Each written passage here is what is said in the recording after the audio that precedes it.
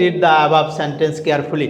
আমরা কিন্তু part 12 above নিয়ে আলোচনা করেছিলাম, আজকেও এটা অ্যাবাভ নিয়ে আলোচনা চলছে। সবাই একটু মনোযোগী হই।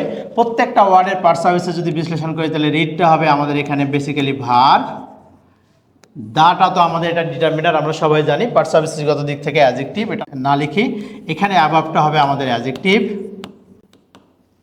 সেন্টেন্স হবে আমাদের নাউন, আর কেয়ারফুলি হচ্ছে আমাদের এখানে অ্যাডভার্ব। এখন তোমার মনে অনেক কোশ্চেন আসতে পারে, প্রত্যেকটা কোশ্চেনের উত্তর দেওয়ার চেষ্টা করবো। তারপরেও যদি আমি কোশ্চেনগুলো তোমাদের সামনে উপস্থাপন না করতে পারি তাহলে তোমরা কমেন্ট সেকশনে উপস্থাপন করবো, আমি উত্তর দেওয়ার চেষ্টা করবো ইনশাল্লাহ। আমরা মূল আলোচনায় আসি, কেন এটা ভার্ব। যদি আমরা বাক্যটা এটা বিশ্লেষণ করি, আমরা জানি অর্থগত দিক থেকে সেন্টেন্স পাঁচ প্রকার: অ্যাসার্টিভ, তারপরে ইন্টারোগেটিভ, ইম্পারেটিভ, অপটেটিভ এবং এক্সক্লামেটরি সেন্টেন্স। আমরা জানি ইম্পারেটিভ সেন্টেন্সের কি থাকে, আমাদের মেইন ভার্ব দ্বারা শুরু হয়। এটা দেখে আমরা আদেশ সূচক একটা বাক্য, read the above sentence carefully, নিচের যে সেন্টেন্সগুলো কি হচ্ছে যত্ন সহকারে পড়ো, তার মানে এটা আদেশমূলক একটা বাক্য। আদেশমূলক বাক্য হলে সেটা ইম্পারেটিভ সেন্টেন্স। এখানে একটা ইউ কিন্তু আমাদের উজ্জ্ব আছে, সাইলেন্ট আছে, আমরা কিন্তু সবাই জানি এটা। এটা পুরোটা মিলেই প্রেডিকেট এবং সাবজেক্ট কি হচ্ছে ইউ। আশা করি সবাই এতটুকুন বুঝতে পেরেছি। তার মানে রিডটা ইম্পারেটিভ সেন্টেন্সের ভিতরে মূল ভাব দ্বারা শুরু হচ্ছে, এটা আমরা সবাই জানি। এখন কথা হচ্ছে, স্যার আপনি তো বলেছিলেন আর্টিকেলের পরে তিনটে ওয়ার্ড আছে, একটা, দুইটা, তিনটা ওয়ার্ড থাকলে প্রথমটা অ্যাডভার্ব, পরেরটা অ্যাডজেক্টিভ, পরেরটা নাউন হয়। তাহলে এখানে কেন স্যার অ্যাডজেক্টিভ, কেন এটা নাউন, কেন এটা আবার অ্যাডভার্ব? তোমাকে ক্লিয়ার করে বলি, অ্যাডভার্ব হচ্ছে সকল পার্ট সার্ভিসেসের বস। তার মানে কেন এটা বলা হলো, অ্যাডভার্ব বাক্যের শুরুতে বসতে পারে, সাবজেক্টের পরে বসতে পারে, ভার্বের আগে বসতে পারে, ভার্বের পরে বসতে পারে, এমনকি বাক্যের শেষেও বসতে পারে। অ্যাডভার্বের ক্ষমতা অনেক বেশি। এখন একটু খেয়াল করে দেখি আগে অ্যাডভার্ব কেন, এটা একটু ব্যাখ্যা করে দেখি। তোমাকে খেয়াল রাখতে হবে, যদি কোনো বাক্যে তুমি এইরকম কোনো শব্দ খুঁজে পাও তাহলে খেয়াল করবা দুইটা কথা। যদি নাউনের সঙ্গে এলওয়াই যুক্ত হয়, নাউন প্লাস এলওয়াই যুক্ত হয়, তাহলে সেটাকে আমরা কি বলবো, অ্যাডজেক্টিভ বলবো। আর যদি অ্যাডজেক্টিভের সঙ্গে অ্যাডজেক্টিভ প্লাস এলওয়াই যুক্ত হয় তাহলে সেটাকে আমরা অ্যাডভার্ব বলবো। আমি একটু ব্যাখ্যা করে দিই এটা। যেমন ধরো নাউন কি, যেমন আমি বললাম মাদার, MOTHER, মাদার যোগ এলওয়াই।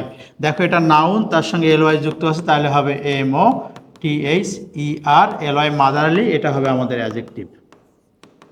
আশা করি এতটুকুন সবাই বুঝতে পেরেছি। এটা কিন্তু একটা গাণিতিক একটা সূত্রের মতো আছে, যোগ করলে 3 হয়, যোগ করলে 5 হয়, এমন সূত্র দিয়েও আমরা তোমাদেরকে ভিডিও দিব, এটা নিয়ে দুশ্চিন্তা করার দরকার নেই। এতটুকুন কিন্তু সহজভাবে ব্যাখ্যা করেছি। এখন দেখি অ্যাডজেক্টিভের সঙ্গে। দেখো কেয়ারফুল মানে কি, সতর্কভাবে। তো কেয়ারফুলটা কি আছে আমাদের, এটা একটা অ্যাডজেক্টিভ, তাহলে CAREFUL যোগ এলওয়াই। তাহলে অ্যাডজেক্টিভের সঙ্গে কি হচ্ছে আমাদের, কি হচ্ছে এলওয়াই যুক্ত করলে সেটা কি হচ্ছে, দেখো আসে CAREFULLY, কেয়ারফুলি। তার মানে adjective plus LY is equal to, তাহলে কি হবে, অ্যাডভার্ব হবে। আশা করি এতটুকুন সবাই বুঝতে পেরেছি। তাহলে এটা পার্ট সার্ভিসেসগত দিক থেকে আমাদের কিন্তু অ্যাডভার্ব। এখন এই শব্দটার কথা বাদ দিই আমরা।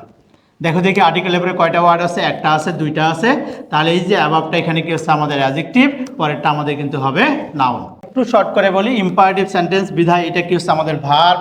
আর্টিকেলের পরে এখানে 3টে ওয়ার্ড দেখা যাচ্ছে, কিন্তু স্যার আসলে 3টে ওয়ার্ড এখানে কিন্তু নেই।